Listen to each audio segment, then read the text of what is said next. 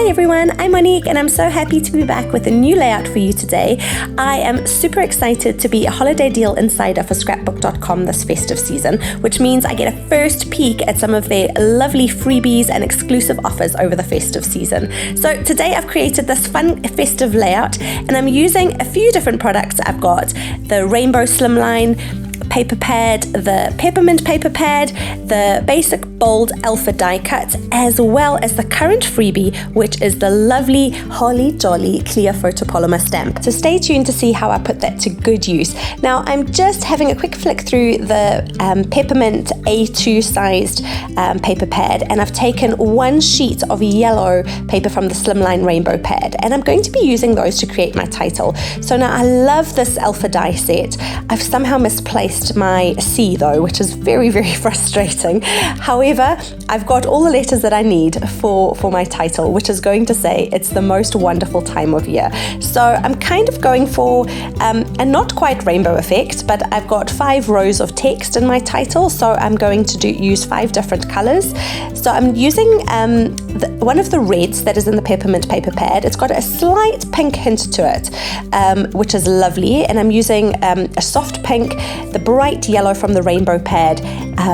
I start off using a minty color from the peppermint paper pad as well as the navy, and I'm just going through in turn, and there I've cut out all the letters and I'm just placing them onto my sheet of cardstock just to check that they work and that they're in the right positioning before getting stuck into doing my background. So I had this idea to create a repeated pattern across the background using this lovely little stamp, and it works so beautifully for this because it kind of just fits perfectly into each other. There's little kind of star, flower, snowflake little images around the words, and they kind of nestle into each other perfectly if you're stamping them side by side and on top of each other. So I just use one distress oxide color, salvaged patina, and I think that ties in really nicely with the colors from the paper pad that I've chosen, and I just fill that background with Holly Jolly, and I really love how it looks. Now I have used a sheet of Vicky Bouton's foundations paper, and the reason I've done this is because I do want to add some splatters of water to my stamping, just so that I can give it a slight distressed look. I don't want that stamping to be totally perfect, but before I do that I want to add some stitching, which I've done using some navy thread, and I've done like a double border. I wanted to kind of look a little bit doodled and not a perfect square. So if you look closely, what I've done is I've done one perfect square, and then my second going around of the page I've done a little bit more wibbly, kind of weaving in and out of the straight lines. Now I'm just taking my paintbrush and I'm splattering and painting on some water, which I've left to dry, and it's really a very, very subtle effect, but some of the lettering on some of the words is a little bit smudged, and I just really, really like that effect. Now I did decide that minty color wasn't quite right. I wanted to inject a bit more green into this page, so I have swapped the minty color out for the green shade that's in the peppermint paper pad, and I really, really like that combination. Now I don't always plan out my layouts, but I did actually plan this one. However, I'm already starting to feel that this layout might be missing something, so stay tuned to see what I do later on in this process video. But for now I'm just going through some embellishments that I've got. This is from the Vicky Bouton's Warm Wishes collection, and it's a lovely festive collection, and I love these really big chunky chipboard stars. So I've just grabbed a few of those and kind of put them on my page to get a feel for them, and then I've taken another sheet of pattern paper from the Warm Wishes collection just to mat my photo, and I'm distressing those edges. I've left the mats quite big so that you can see a nice border of that patterned paper in the background. And I've also taken out 2 sheets of cardstock from the peppermint paper pad to add a little bit more pink and navy. So I've created mats for both of those. However, when I put them behind the photo, as you'll see here, I decide that the pink just doesn't look quite right. So I leave that out for now, and I'm going to add a few pink touches in later on just to bring that color into the page. So I'm going to go ahead and mount those. I've distressed all the edges, so I'm going to stick those all together and kind of place that nestled in my title. The Warm Wishes collection has lots of lovely greens and reds, and it really is beautiful. However, because I've included some blue, yellow and pink in my title, I want to add some of those colors into the embellishment clusters as well. So I go ahead and just cut around those one of those little stars. I use it as a template, and I cut one out in the navy card as well as the pink card, just to bring those colors into my embellishment clusters. Now I feel ready to get that photo stuck down. I can't really stick anything else down until that photo is down. So I get that stuck down so that I can fiddle with my title and make sure that the placement is just right, and get those all in place so that I can start sticking this layout down. As soon as I've got my photo in the place that I'm happy with, I'm going to stick down all those alphas. I've just got my T-square ruler just to ensure that I've got the lines nice and straight, and I've got this lovely double-sided foam adhesive tape, and it's lovely and thin. I think it's 1/8 of an inch thick. It's lovely and thin and it's perfect for getting these stuck down. So I will link all these lovely products down below for you, so do go and take a look.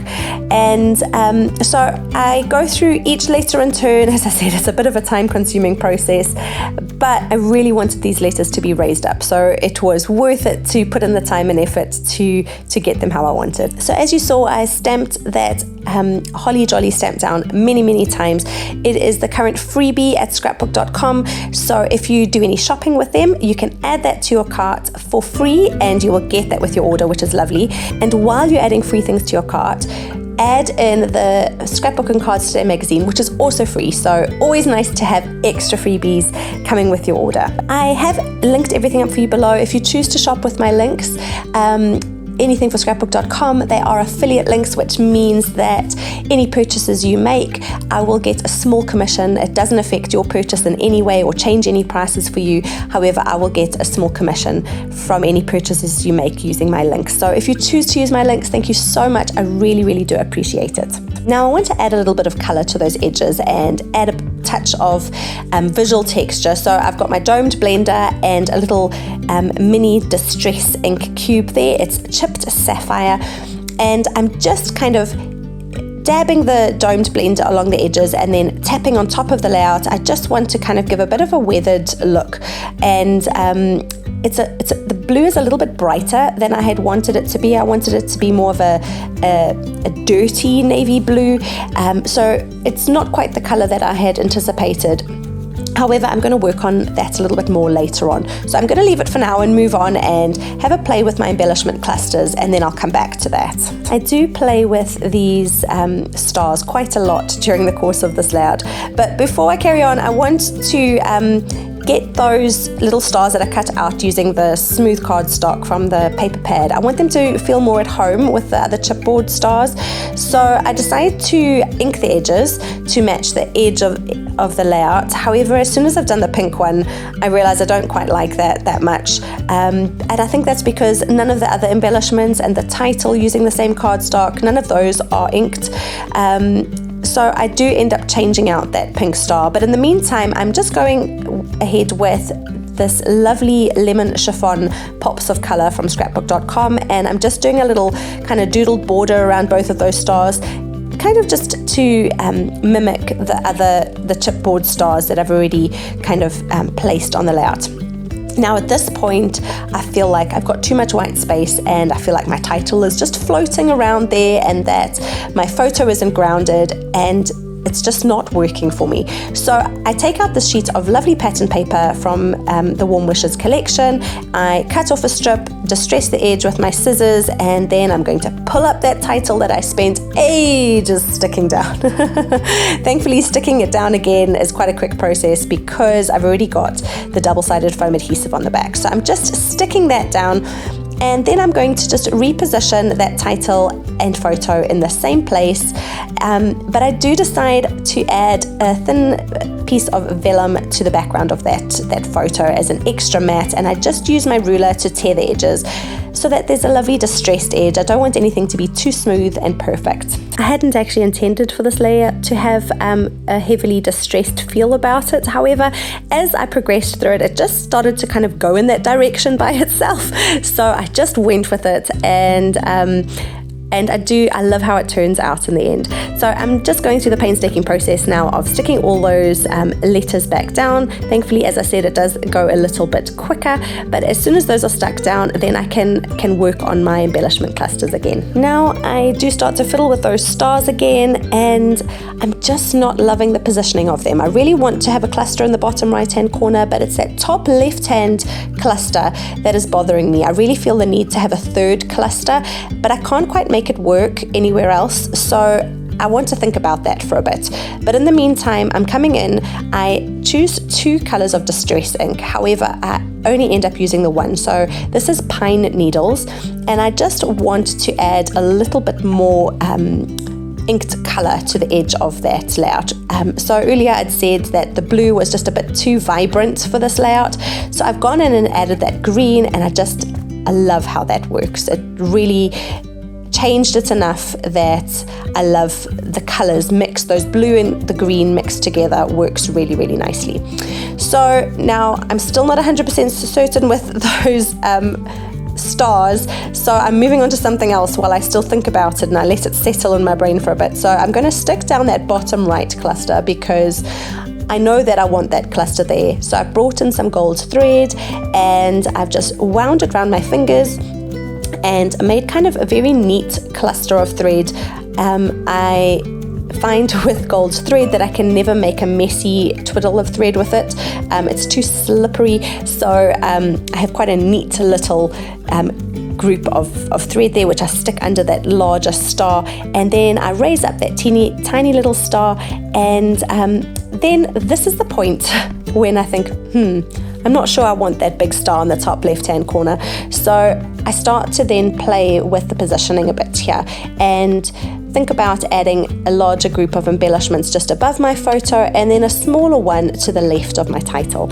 So I'm liking that so much better. Now I really, really loved the color of the very large green star that I had originally, but it was just a bit too big above the photo, so I did have to swap it out, and I've used another lovely green one instead. And as you saw there, I distressed the edge of my cutout stars using my scissors just to give them a bit of texture, and that was instead of the inked edges, and I definitely prefer that. And then I've raised those up using some of the double-sided adhesive foam. Now I am happy with those 3 clusters, kind of making a triangle around my layout, and all of a sudden it all starts to just come together. It's funny how sometimes how you've done your embellishments, or there could just be one aspect of your layout which really sometimes just holds me back and makes me feel like I'm not too sure where I'm going with it, and it takes a little while to work out a new path, and sometimes it requires changing the layout quite considerably to get it how you like it. So I'm happy with the path that this layout has now taken. So I'm just sticking down that larger star, just using some craft foam, and I'm going to add another little grouping of thread behind it as well. So I've got 3 little wind up bits of thread in each of those clusters, and there's some medium-sized stars and some smaller stars. So at the moment there's just 3 stars in each of those clusters, so 3 clusters and 3 stars, making a triangle, lots of 3s. And it's always so funny because I don't always plan to have 3 groupings of embellishments. However, most of the time I end up with 3 groupings. It's just how the layout progresses always seems to have 3 little clusters, and visually it just works so nicely. Now I want to add a little bit more to that photo. I feel like it just needs something extra, so I've gone to another Warm Wishes sheet of pattern paper, and there's some lovely tags on there which I've just cut apart and distressed the edges. I have chopped the little tag in half because I can use the bottom piece for something else, which I'm actually going to be using right now to tuck in. There's no point having the whole tag sticking behind the photo when you could use that little piece for something else. So I've just that tag, the only purpose it's going to serve is really is for decoration and to put the date on, which is last Christmas. This is our little family photo that we took last Christmas, and I'm so glad that I finally get to scrap one of those photos. So I only started scrapbooking in February of 2020, so last year. So last year was my first Christmas documenting any Christmas stories, and the festive season got really busy, and I didn't actually document that many, so I've got lots of catching up to do, never mind all the years prior to this. So I am hoping to keep a little bit more on top of it this year. I've definitely scrapbooked a lot more this year than I did last year, and I've always been someone who takes loads and loads of photos, so it's lovely to actually have them documented somewhere for a change. Now, as you saw there, I just made a little tassel using some yellow yarn, and I've just kind of wound it around my fingers and then tied it together, and then used some gold staples to staple it onto that tag. And I just really wanted to inject another little pop of yellow. I'm loving some of the collections at the moment that have yellow in their Christmas collections, and I really do love that add of yellow. So I've now just taken my staples and I'm adding two more little groupings of two staples, again just kind of going with that triangle, and now I've got the lemon chiffon pops of color again, and I'm just adding some little dots around the layout, again injecting a little bit of yellow. Now in a moment you're going to see the video gets quite dark, and that's because it was in the evening. The sun had gone to sleep, and I've decided, I need some pink in those clusters and I need some dark blue as well. So I've got a teeny tiny little pink star in the top cluster, and I've added a little blue cluster, a little blue star to the other two clusters as well, just to kind of bring those colors into all the little groupings so that there's an even distribution of all those colors. And here is a close-up look of my finished layout that, as I said, turned out very differently to how I had planned. However, I'm very happy with how it ended up,